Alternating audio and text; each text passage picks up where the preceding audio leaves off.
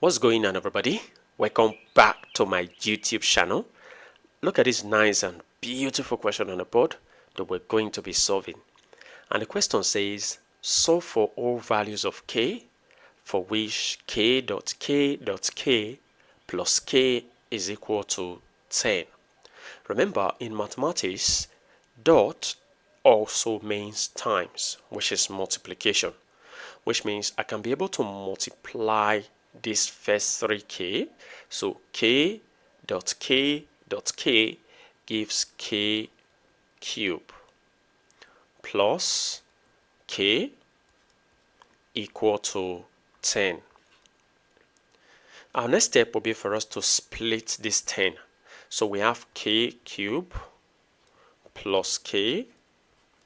Now splitting this 10 can also be written as 8 plus 2. Why did I use 8 plus 2? It is because k is a perfect cube. That is why I looked for a perfect cube and added 2 to it to give 10. So that's the reason for that. So now let's express 8 as a perfect cube. So we have k cube plus k equal to, writing 8 in base 2, we have 2 to the power of 3. So you see that this is a perfect cube, right? All right, plus 2.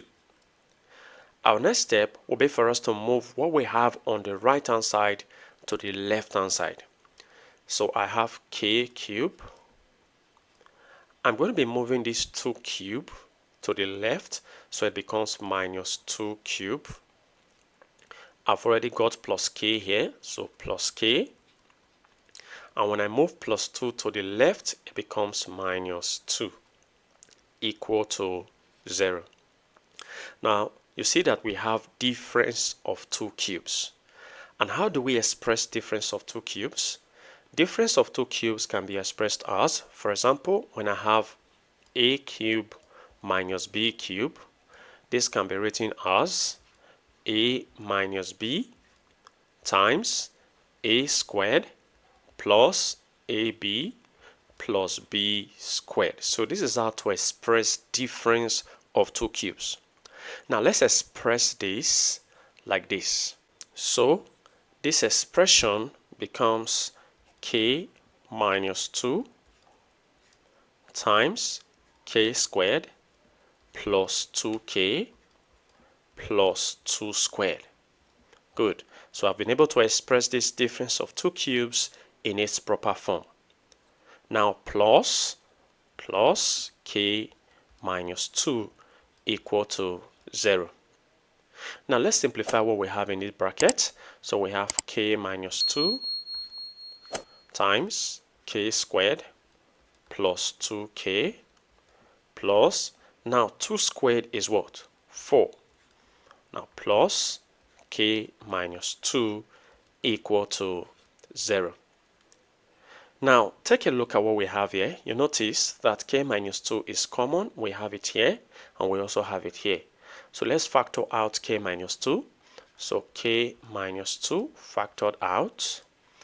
Now this first expression divide by k minus 2. So k minus 2 will cancel off, leaving behind this. So this is k squared plus 2k plus 4 plus k minus 2 divided by k minus 2, I have 1 equal to 0. So you see that we have 2 cases. But first of all, let's simplify what we have inside of this bracket.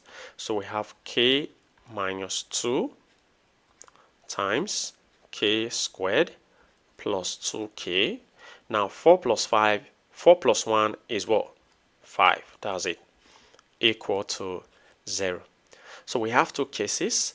We have k minus 2 to be equal to 0, or this other case, which is k squared plus 2k plus 5 is equal to 0.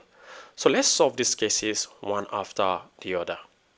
So for the first case, I'm going to be writing case 1 here. Now when I move negative 2 to the right, it becomes plus 2. So I have k to be equal to 2. So this is my first value for k. I'm going to be having the remaining two values from this quadratic equation. So that's my case 2. So let me write case 2 here. So for case 2, I'm going to be applying the quadratic formula to solve this quadratic equation. And here you notice that a is the coefficient of k squared, and that's 1. B is the coefficient of k, and that is 2. And c is a constant term, which is 5. So let's substitute into this quadratic formula. K equal to negative b plus or minus the square root of b squared minus 4ac divided by 2a. Okay, substituting, we get k to be equal to negative b is 2, plus or minus the square root b squared, that's 2 squared, plus, oh, that's minus, sorry for that, 4 times a is 1 times c is 5. Let's extend this a little bit. All over 2 times a, that's 2 times 1. So k becomes negative 2 plus or minus the square root of 2 squared is 4 minus 4 times 1 times 5 is what? 20. All over 2 times 1 is 2. So this simplifies to k equal to negative 2 plus or minus the square root of 4 minus 20 is 16. That's negative 16. That's it. So all over 2. So this is a complex value here. So k will be equal to negative 2 plus or minus. Now let's simplify this square root of negative 16. This can be written as negative 1 times 16 all over 2. So k becomes negative 2 plus or minus. Now I'm going to be separating this, the square root of negative 1 times the square root of 16. So this expression can also be written like this, all over 2. So k becomes negative 2 plus or minus. The square root of negative 1 is I. Do you see that? Times the square root of 16 is what? That's 4 all over 2. So this reduces to k to be equal to negative 2 plus or minus I times 4 is what? 4i all over 2. Let's continue.